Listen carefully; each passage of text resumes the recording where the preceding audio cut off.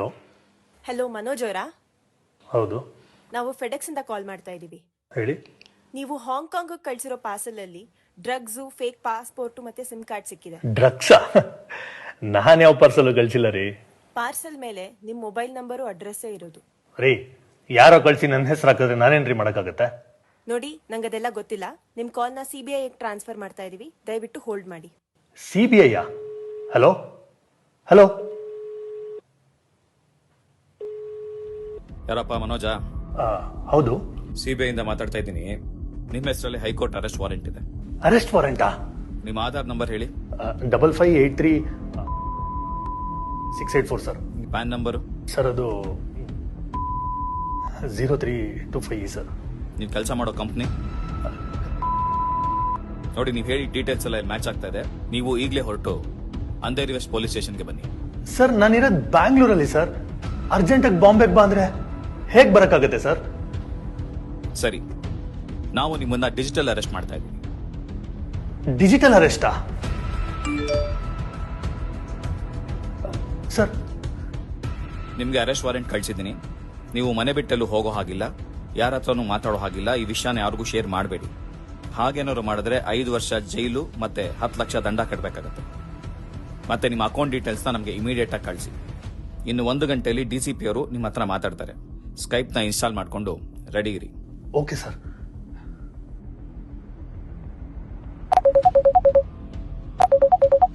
ಏನಪ್ಪ, ನೀನೇನಾ ಮನೋಜು? ಹೌದು ಸರ್. ನಿನ್ನ ಡೀಟೇಲ್ಸ್ ಎಲ್ಲ ಚೆಕ್ ಮಾಡಿದ್ದೀವಿ. ಸಿಕ್ಕಿರೋ ಪಾಸ್ಪೋರ್ಟು, ಡ್ರಗ್ಸು ಎಲ್ಲ ನಿಂದೆ ಅಂತ ಕನ್ಫರ್ಮ್ ಆಗಿದೆ. RBI ರಿಪೋರ್ಟ್ ಕೊಟ್ಟಿದ್ದಾರೆ ನಿನ್ನ ಅಕೌಂಟಲ್ಲಿ ಮನಿ ಲಾಂಡ್ರಿಂಗ್ ಆಗಿದೆ ಅಂತ. ಸೊ ನಿನ್ನ ಡಿಜಿಟಲ್ ಅರೆಸ್ಟ್ ಮಾಡೋಕ್ಕಾಗಲ್ಲ, ಫಿಸಿಕಲ್ ಅರೆಸ್ಟೇ ಮಾಡಬೇಕು. ಲೋಕಲ್ ಪೊಲೀಸ್ ಹೇಳಿದ್ದೀವಿ, ಅವ್ರು ಇನ್ನೇನು ಬರ್ತಾರೆ, ಸಹಕರಿಸಿ. ಸರ್ ಸರ್ ಪ್ಲೀಸ್, ಪೊಲೀಸ್ನವ್ರನ್ನೆಲ್ಲ ಮನೆ ಹತ್ರ ಕಳಿಸ್ಬೇಡಿ ಸರ್. ಮರ್ಯಾದೆ ಪ್ರಶ್ನೆ. ಪ್ಲೀಸ್ ಹೆಲ್ಪ್ ಮಾಡಿ ಸರ್. ಅದೆಲ್ಲ ಆಗಲ್ಲಯ್ಯ, ನಮ್ಮ ಕೆಲಸ ನಮಗೆ ಮಾಡಕ್ಕೆ ಬಿಡು. Sir please help sir. ಆಯ್ತಯ್ಯ, ನೀ ಹೊರಗಡೆ ಎಲ್ಲೂ ಹೋಗೋ ಹಾಗಿಲ್ಲ. ಮನೆಯಲ್ಲಿ ಒಬ್ಬನೇ ಒಂದು ರೂಮಲ್ಲಿರು. ಯಾವ ಕಾಲು ತಗೋಬೇಡ, ಸ್ಕೈಪು ಆಫ್ ಮಾಡಬೇಡ. ನಾವು ನಿಮ್ಮನ್ನು ಅಬ್ಸರ್ವ್ ಮಾಡ್ತಾ ಇರ್ತೀವಿ. Is it clear? Okay sir.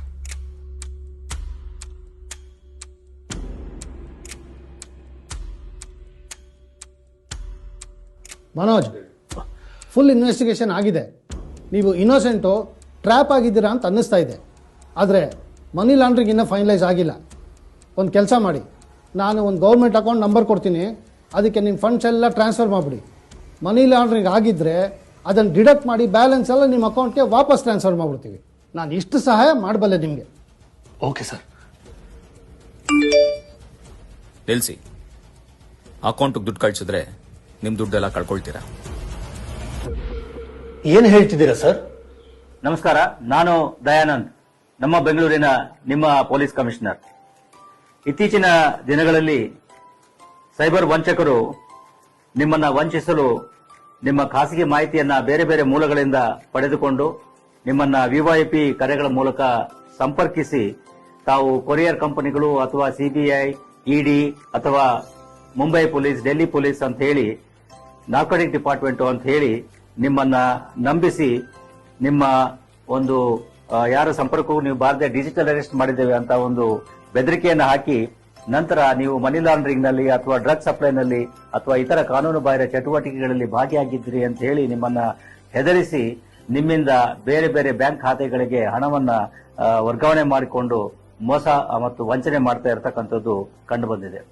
ಆದ್ರೆ ಇದರಲ್ಲಿ ಗಮನಿಸಬೇಕಾಗಿರ್ತಕ್ಕಂಥದ್ದು, ಯಾವುದೇ ತನಿಖಾ ಸಂಸ್ಥೆಗಳಾಗ್ಲಿ, ಅದು CBI ಇರ್ಬೋದು, ED ಇರ್ಬೋದು, ಅಥವಾ ಯಾವುದೇ ರಾಜ್ಯ ಪೊಲೀಸ್ ಇರ್ಬೋದು, ಮುಂಬೈ ಪೊಲೀಸ್ ಅಥವಾ ಡೆಲ್ಲಿ ಪೊಲೀಸ್ ಅಥವಾ ಬೆಂಗಳೂರು ಪೊಲೀಸ್, ಯಾರು ಕೂಡ ಈ ರೀತಿ ಡಿಜಿಟಲ್ ಅರೆಸ್ಟ್ ಮಾಡಲಿಕ್ಕೆ ನಮ್ಮ ಕಾನೂನಿನಲ್ಲಿ ಅವಕಾಶ ಇಲ್ಲ ಮತ್ತು ಮಾಡೋದು ಇಲ್ಲ. ಇದೊಂದು ಸಂಪೂರ್ಣ ಸುಳ್ಳು ಮಾಹಿತಿಯಾಗಿರ್ತದೆ ಮತ್ತು ಇದನ್ನ ಕೇವಲ ನಿಮ್ಮನ್ನ ಹೆದರಿಸಿ ನಿಮ್ಮಿಂದ ಹಣವನ್ನ ಕಿತ್ತುಕೊಳ್ಳಲಿಕ್ಕೆ ಈ ರೀತಿ ಸೈಬರ್ ವಂಚಕರು ಮಾಡತಕ್ಕಂತಹ ಒಂದು ವಂಚನೆಯ ವಿಧ ಆಗಿರುತ್ತದೆ.